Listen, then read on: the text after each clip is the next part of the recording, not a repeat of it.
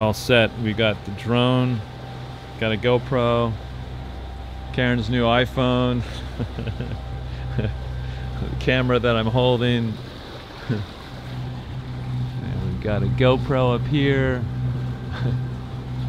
extra batteries charging. You can tell we're excited for the day, our first major fjord we're going to go navigate up. Hello, and welcome back to Life 4.0. In this episode, we explore southern Norway's beautiful Lysefjord. Lys, which means light in Norwegian, is thought to be in reference to the lightly shaded rocks along the cliff edges in this fjord.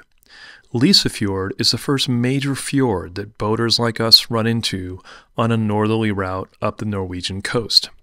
And since fjords are a really big deal in Norway, Karen and I couldn't pass up the opportunity to point Sea Rose's bow deep into this watery canyon. You may be wondering what defines a fjord and how they came to be. Back before cell phones, before color TV, even before Romeo and Juliet, there was the Ice Age. With it, glaciers formed all throughout these northern regions.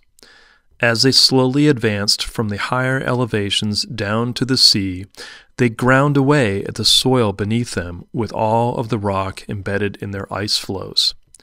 This abrasive action over thousands of years cut deep gouges out of the land, and at about 12,000 years ago, as the planet warmed and the ice receded, seawater filled in these deep valleys.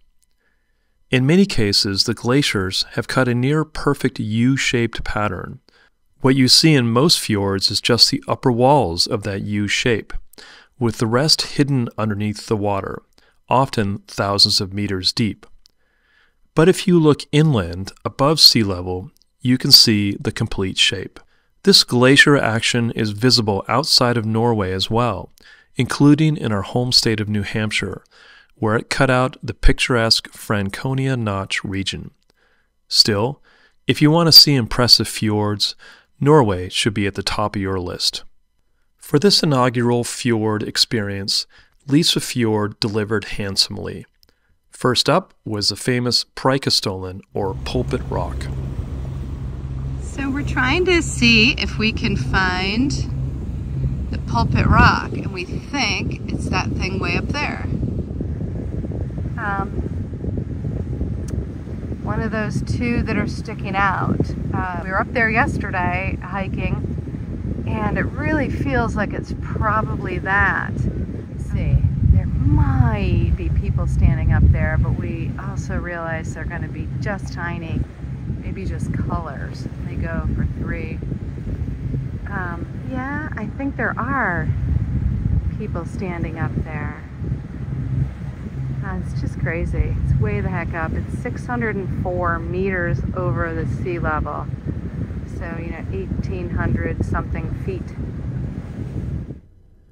The same geological action that cut out Preikestolen was also visible in the many side cracks and gouges along the cliffs.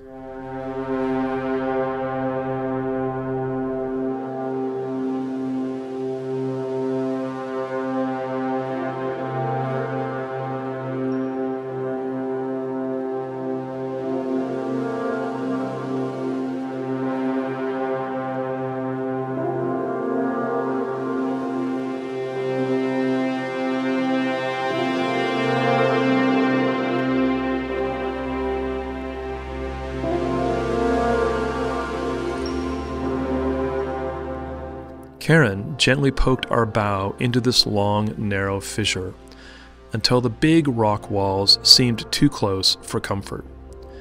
In this confined space, GPS signal, both to the boat and to the drone, weakens rapidly, which made my heart skip a beat, while Karen kept a deft hand on the throttle, ready to go in reverse gear.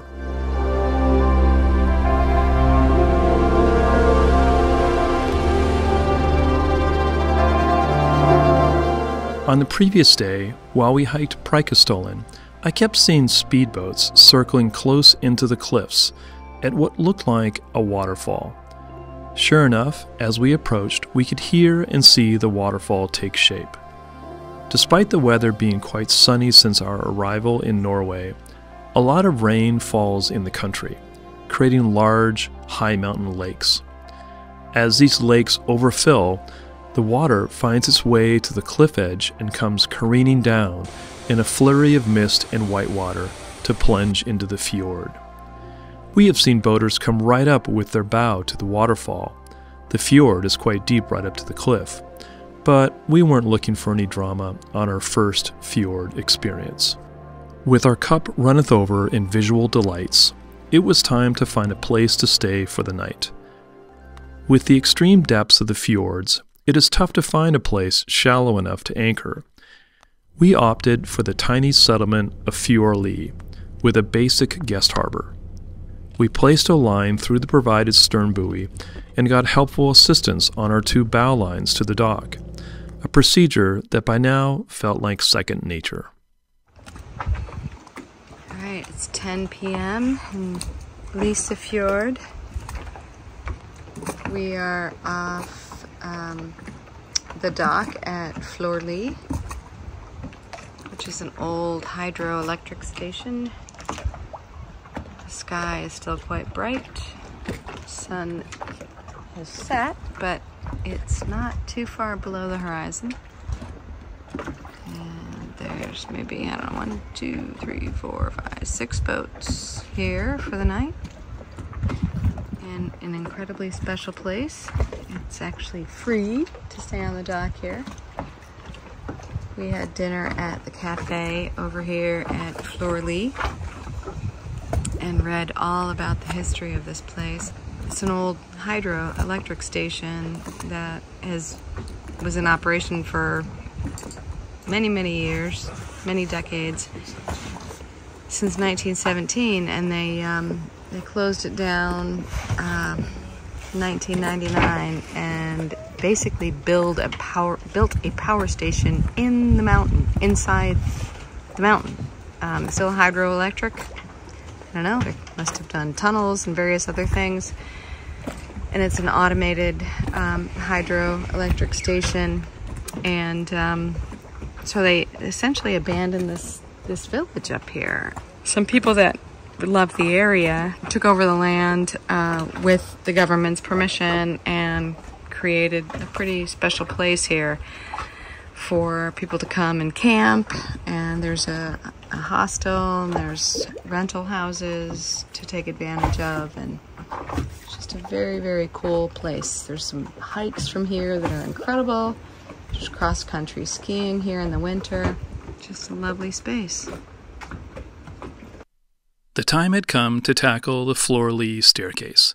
This is not just some trail project meant to keep school-aged kids busy over the summer. It is a narrow, arduously long wooden staircase running up at a steep pitch next to the big water pipes that used to supply water to the old hydroelectric plant. Now a visitor center, cafe, and ferry landing down at the water's edge. How long and arduous, you ask? 4,444 steps to be precise, the longest wooden staircase in the world.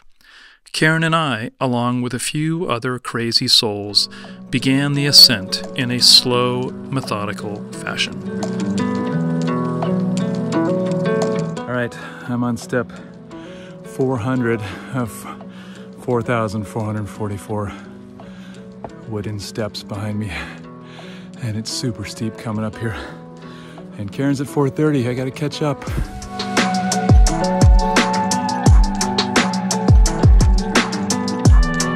We're 800 and strong. 800 steps in to our 4,444. Zeros is the rightmost mast down there. And these steps are okay. They're some of the wood is rotting in places, so that makes you, wonder about the integrity, but hey, we're not the only ones doing this.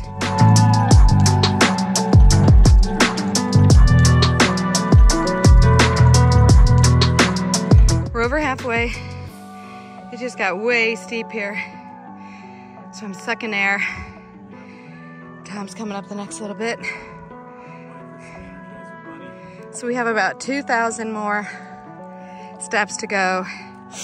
We've crossed the 24:44 mark.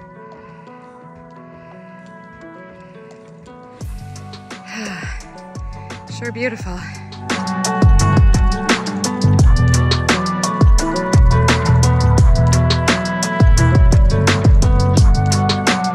$27.70, and we're kind of like a cable station, possibly. There's a right below this lip here was a excavated area that might have had mechanism machinery to pull the tram cars part way up. Yep, inside the building here, there's all the winch mechanisms. Smells like a lot of grease, like an auto body shop. Ooh, man. Wow. Big drum and then chain lift up here to probably change the cabling or something. Man. This must be the motor right there. Oh, there's a little boat way down there. We started down there and got up here with our own human energy. No mechanization.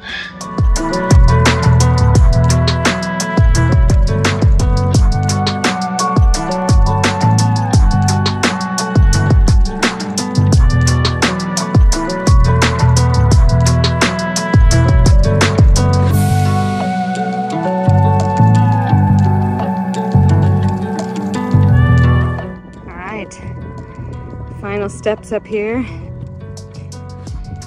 Actually over 4,444. The last part, sort of steps, but I guess, yeah, we'll count them that way. Up here's a high five, yes. Woo-hoo, yes.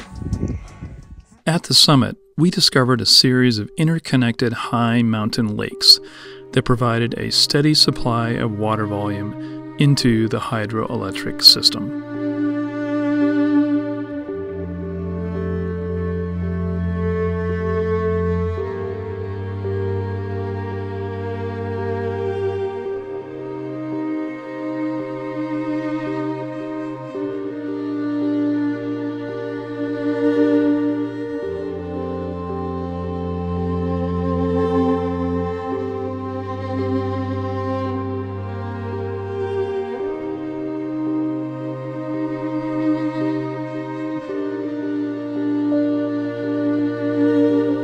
The whole time we were climbing up the stairs, I was wondering, how are we going to negotiate those skinny, randomly rotten stairs on the way down? Thankfully, there was a long, gradual walk-off from the summit, leading down through a verdant valley, giving us new angles of view to appreciate Norway's rugged backcountry.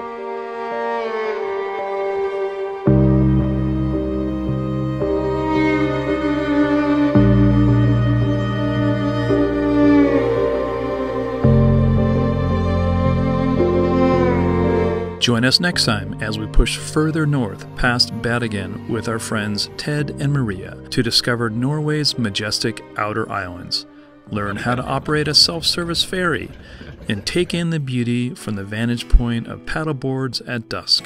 Once again, this is Tom from Life 4.0. I hope you enjoyed this episode. Leave a comment. We always appreciate hearing from you. Please consider giving us a thumbs up as it helps others find this kind of content. And if you're not already a subscriber, please consider subscribing to Life 4.0. Fair winds!